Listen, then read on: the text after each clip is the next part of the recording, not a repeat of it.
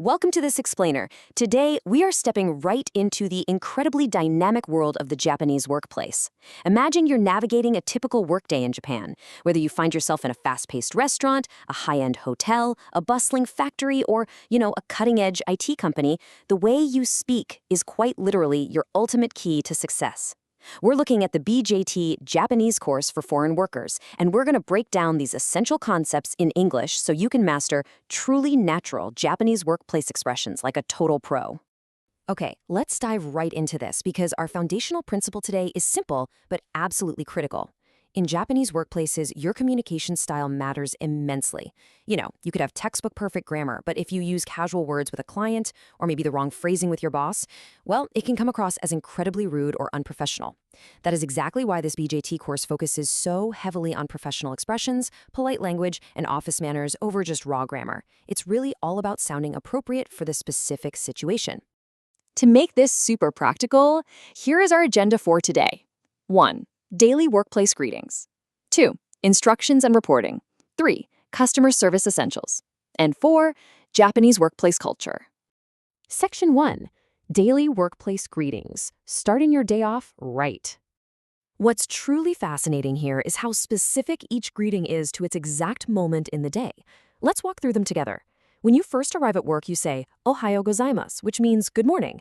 Then, throughout the entire rest of the day, you're going to constantly hear "Otsukaresama desu." This translates to "thank you for your hard work." And honestly, it's the absolute most common workplace greeting in Japan. You'll use it in the hallways, in your emails, literally everywhere. When you need to enter or leave a room, you drop a quick "shitsude shimasu," meaning "excuse me." Now, when starting a project or meeting someone new, "yoroshiku onegai itashimasu" is essential. It basically means "I look forward to working with you." And finally, when you're the first to clock out and head home, you politely tell your team "osaki ni shitsude shimasu," which means "excuse me for leaving before you." Moving right along to Section 2, Instructions and Reporting, navigating the middle of the day. Before you can effectively report on your work, you really need to know who is who. So here's your essential workplace vocabulary. Your kaisha is the company itself, and as a shine, you are an employee. But the two absolutely critical relationships to recognize are your joshi, your manager or superior, and your daryu, your coworker. Knowing the difference between these two dictates exactly how politely you need to speak. And of course, you'll likely be collaborating with your daryu or reporting to your joshi inside a kaigi, which is a meeting. So when that joshi gives you an instruction, your response needs to be crisp and professional. A simple "okay" just isn't going to cut it. You say "shouchi shimashita," meaning understood. Now, if you need to be even more elevated and polite, say to a high-level boss or a client, you'd upgrade that to "kashikomari-mashita," meaning certainly. Need to check on something? Use "kakunin itashimasu," I will confirm it. Need a quick second? "Shosho omachi kudasai," please wait a moment.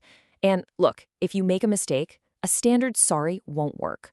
You really must drop your tone, be highly sincere, and say "mo shiwake gozaimasen," which means "I sincerely apologize."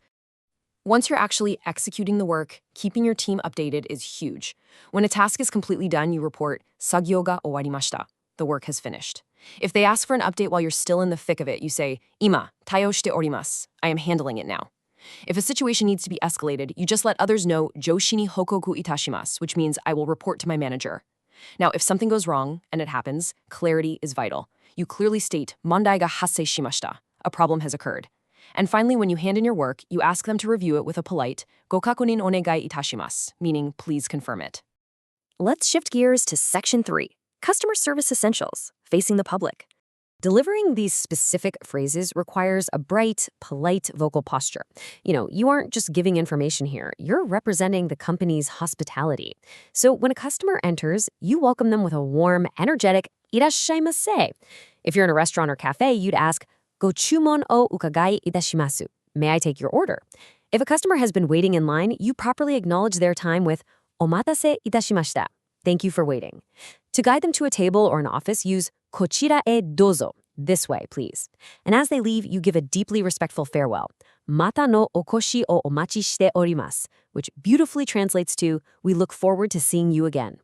So the absolutely crucial takeaway here is understanding the distinct boundaries between internal communication, like speaking with your joshi, and external communication, like warmly saying "I irashaimase" to a customer.